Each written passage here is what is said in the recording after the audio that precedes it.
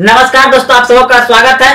Class 10 त्रिकोणमिति का important objective प्रश्न। यह प्रश्न सभी प्रतियोगिता परीक्षा में पूछे जाते हैं और बिहार बोर्ड मैट्रिक फाइनल परीक्षा ऑब्जेक्टिव और सब्जेक्टिव यानी 2 नंबर से भी पूछे जाएंगे। तो देखिए प्रश्न कर रहा है, यदि 3 cot थीटा बराबर 4 हो तो 5 sin theta plus 3 cos theta बटे 5 sin theta minus 3 cos theta बराबर व्हाट। आपके सामने ऑप्शन दिया गया है। तो देखिए प्रश्न बहुत ही आसान है। इस 3 को उधर भेजेंगे बराबर का उस पार, यानी ये गुना में है तो उधर जाएगा तो भगम हो जाएगा। तो हम इस 3 को इधर भेजेंगे बराबर का उस पार, तो यहां पर होगा आपका क्या, cot थीटा बराबर हो जाएगा 4/3। तो cot थीटा का सूत्र आप पर्सनल त्रिकोणमिति में याद किए होंगे, क्या होता है, cos थीटा बटे sin थीटा बराबर हो जाएगा 4/3। तो cos थीटा का मान हो जाएगा आपका 4 और sin थीटा का मान हो जाएगा 3। तो हमें पूछा है 5 sin थीटा, यानी कि ये पूछा है। तो क्या करेंगे, ऑब्जेक्टिव बना रहे हैं तो डायरेक्ट हम मन में वहीं से बैठा सकते हैं। तो लिखेंगे 5, अब ये दोनों 5 sin थीटा गुना में है तो गुना, sin थीटा का मान कितना है 3, यहाँ पे 3 लिख देंगे, प्लस है प्लस दे दिए, फिर 3 है तो 3 लिखेंगे, फिर कोस का मान कितना है 4, कोस का मान कितना है 4, गुना दे करके 4 लिख दीजिए, बटे फिर 5 है तो 5 लिखिए, गुना sin थीटा का मान कितना है, sin है यहाँ पर 3 तो 3 अब माइनस फिर 3 क्योंकि यहाँ पे 3 है, और कोस का मान कितना है 4 तो गुना दे करके 4 लिख देते हैं। तो 5 तिया 15 और प्लस 4 तिया 12 बटे 5 तिया 15 माइनस 4 तिया 12।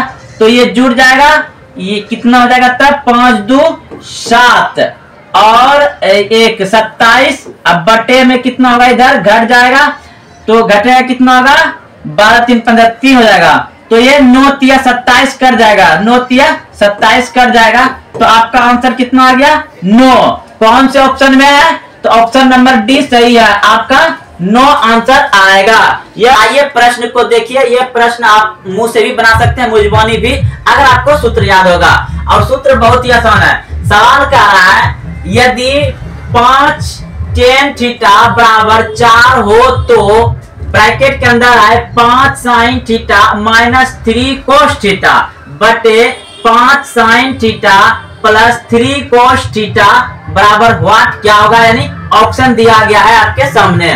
तो देखिए जैसे कि आपका यहाँ पर 5 है, ये 5 को जो है कि इधर भेज देंगे तो बटे में चल जाएगा, तो आपका क्या आ जाएगा tan थीटा बराबर 4/5 हो जाएगा। तो हम tan थीटा का मान जानते हैं, क्या होता है, sin थीटा बटे cos थीटा होता है। तो इसी tan थीटा के बराबर इतना होता है sin थीटा बटे cos थीटा। तो हम यह मान यहाँ पे लिख देंगे 4/5। तो अब ये cos का मान हो जाएगा 5 और sin का मान हो जाएगा 4। तब हमें पूछा गया है यहाँ पर इस मान, तो यहाँ पे डायरेक्ट हम बैठा सकते हैं क्योंकि ऑब्जेक्टिव बना रहे हैं। तो 5 पहले लिखाएगा, ये गुना में तो गुना लिखेंगे, sin थीटा का मान कितना 4 तो यहाँ पे 4 लिखेंगे, फिर माइनस फिर 3 है cos थीटा का मान कितना है 5 तो यहाँ पे गुना देके 5 लिख देंगे, बटे देंगे, फिर 5 गुना और sin का मान कितना है 4 बैठा देंगे, फिर प्लस है 3 और cos का मान कितना है 5 तो गुना देके 5।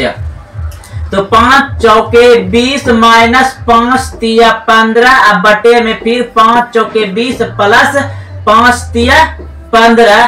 तो 20 में 15 गया तो 5 बचा और नीचे क्या होगा, जुड़ जाएगा, कितना हो जाएगा 35। तो ये कट भी जाएगा, 5 का 5 7 5 35, यानी कि 1/7 आपका कहाँ है, ऑप्शन नंबर बी सही है, 1/7 ऑप्शन नंबर बी सही है। तो दोस्तों यह प्रश्न बहुत इंपॉर्टेंट है बिहार बोर्ड मैट्रिक फाइनल परीक्षा में ऑब्जेक्टिव, और यह प्रश्न आपको 2 नंबर से पूछा जाएगा। 2 नंबर से पूछेगा तो थोड़ा आप सजा करके दिया है लिख दीजिएगा तो आ जाएगा, लेकिन सेम बनेगा इस तरह से। तो अब अगला सवाल देखते हैं। बार बार पूछे जाते हैं बशर्ते अंक यानी डिजिट चेंज करता है और इसी नियम से बनता है। तो देखिए प्रश्न है आपका 0.3 पे रेकरिंग का परिमेय रूप में लघुत्तम रूप है। आपके सामने ऑप्शन दिया गया है। Option A 3/10, option number B दिया गया है 2/9, ऑप्शन सी 1/3, ऑप्शन डी 3/5। तो देखिए इस प्रश्न को बनाने के लिए क्या करेंगे कि 0.3 पे रेकरिंग है, जितने संख्या पर रेकरिंग रहेगा उतना नीचे 9 आएगा जब हम रेकरिंग को हटाएंगे। तो इस रेकरिंग को हम क्या करेंगे, हटाएंगे। तो ये हो जाएगा 3/9।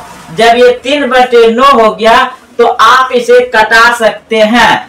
3 × 3, 3 × 9, तो 1/3, 1/3 आपका कहाँ है? ऑप्शन नंबर सी सही है, ऑप्शन नंबर सी। और एक प्रश्न पूछ देगा आपको कि 0.7 पे रेकरिंग, इस तरह से यह भी प्रश्न पिछले साल पूछा गया था। तो इसे भी आप वैसे ही बनाएंगे, यानी कि 7/9 दे दीजिएगा तो यह आपको ऑप्शन में मिलेगा, बन जाएगा। इसी तरह से आपका सवाल बनते रहेगा। जैसे कि आपको और सवाल देते हैं कि इस तरह से ये सब सवाल पूछा गया है बिहार बोर्ड मैट्रिक फाइनल परीक्षा गणित में। अब यहाँ देख रहे हैं कि 0.47 पे रेकरिंग है, रेकरिंग है, यानी इसको हम अगर लिखेंगे तो ये इस तरह से लिखाएगा, यानी कि 47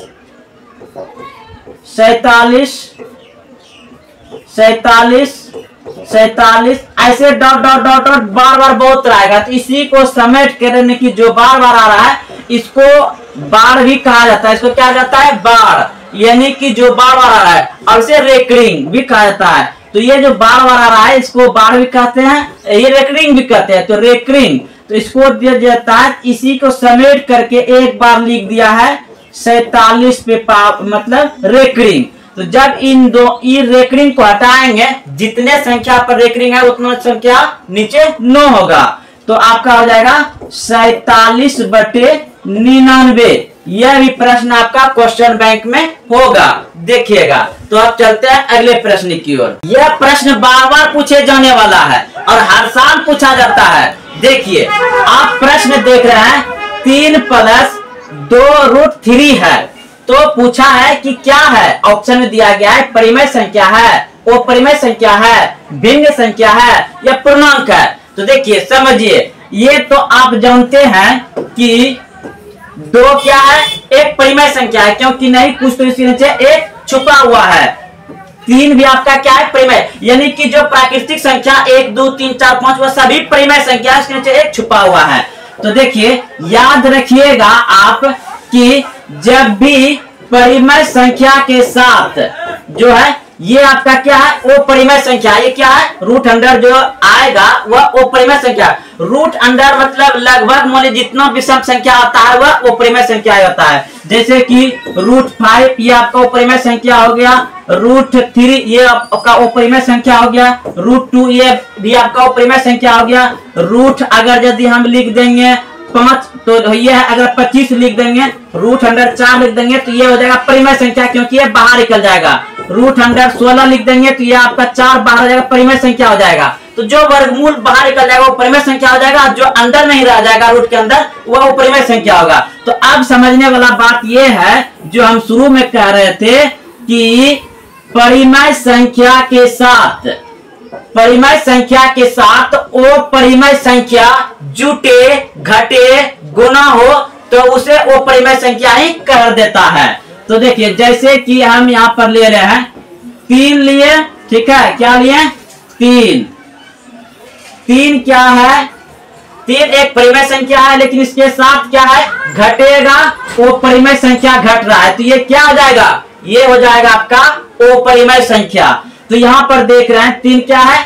परिमेय संख्या है, अब प्लस ये भी परिमेय संख्या है, लेकिन वो परिमेय संख्या इसके साथ क्या हो रहा है, गुना हो रहा है, अब प्लस जुट रहा है, तो सभी को क्या करेगा, ये वो परिमेय संख्याएं कर देगा। तो ऑप्शन नंबर बी सही है। याद रखिए, जब भी परिमेय संख्या के साथ जुटे या घटे गुना हो, भाग लगे, जैसे कि मान लो √3 में बटे 2 है, तो ये सभी क्या हो जाएगा, वो परिमेय संख्या हो जाएगा। तो आप समझ गए होंगे। चलते हैं अगले प्रश्न। तो देखिए प्रश्न का है, एक वृत्त की कितने स्पर्श रेखाएं हो सकती है, एक वृत्त की कितने स्पर्श रेखाएं हो सकती है। तो मान लिया जाए कि ये आपका क्या है, एक वृत्त है, क्या है, एक वृत्त है। तो इस वृत्त पर कितनी स्पर्श रेखाएं खींची जा सकती है। तो मान लिया जाए कि हम एक रेखा यहाँ खींचे, एक रेखा यहाँ खींचे, ऐसे स्पर्श रेखा, स्पर्श यानी कि छू के गुजरना, स्पर्श ने छू के गुजरना। तो बहुत सारा हम खींच सकते हैं, बहुत सारा छू के खींच सकते हैं। तो क्या आ जाएगा, अनंत। अगर यही पूछे कि प्रश्न में रहेगा कि एक वृत्त की बाह्य बिंदु, यानी बाह्य बिंदु रहेगा, यहाँ पे एक बिंदु कहेगा कि बाह्य बिंदु से कितनी स्पर्श रेखा खींची जा सकती है, तो उसका आंसर जो होगा वह 2 होगा। क्योंकि मान लिया जाए कि एक बिंदु यहाँ है, एक बिंदु यहाँ है, और इस बाह्य बिंदु रहेगा। याद रखिए, अगर बाह्य बिंदु नहीं रहेगा तो अनंत लगा दीजिए, आपका बिल्कुल सही होगा। अगर रहेगा कि एक वृत्त पर बाह्य बिंदु से कितनी स्पर्श रेखा खींची जा सकती है, तो 2। देखिए ये बाह्य बिंदु है, बाहर में एक बिंदु है, यहां से खींचिए, ये स्पर्श होना चाहिए, छू के जाना चाहिए, इधर से भी। तो कितनी हुआ, 2 ही स्पर्श रेखा खींची जा सकती है। तो चलिए दोस्तों, आप लोग समझ गए होंगे। अगले प्रश्न की ओर। ऑब्जेक्टिव बार बार पूछे जाने वाला प्रश्न, यानी बिल्कुल ऐसे ही पूछे जाएगा आपको, लेकिन आपका सवाल में कुछ अंक और डिजिट को चेंज करेगा। तो देखिए कह रहा है कि बहुपद x² प्लस 5x - 6 का घात क्या है। तो सबसे बड़ा घात आप क्या देख रहे हैं, 2 है, इसका 2 हो जाएगा। ऑप्शन नंबर डी सही है। ऑप्शन नंबर क्या आ जाएगा, डी सही हो जाएगा। 2 घात है इसका बड़ा। अगर मान लीजिए कि इस पे सबसे बड़ा 3 रहता तो त्रिघात होता। अगर आपका इस रहता x + 2 x + 0 = 0, तो ये आपका हो जाएगा रैखिक समीकरण। इस पे नहीं कुछ तो एक घात होगा। अगर किसी पे पावर नहीं है तो वह एक घाती हो, यानी कि 3 सवाल इस तरह का पूछा जाएगा। अगर यदि 3 रहेगा सबसे पहले तो त्रिघात हो जाएगा। अगर 2 तो यहाँ पे है ही, तो द्विघात हो गया, 2 रहेगा। और अगर कुछ नहीं है तो एक वह रैखिक समीकरण हो जाएगा, रैखिक बहुपद समीकरण हो जाएगा। तो याद रखिएगा, तो जितना घात रहेगा उतना लिख सकते हैं। इसे घुमा करके पूछा जाएगा और सीधा करके पूछा जाएगा। देखेंगे आगे, चलते हैं अगले प्रश्न की ओर।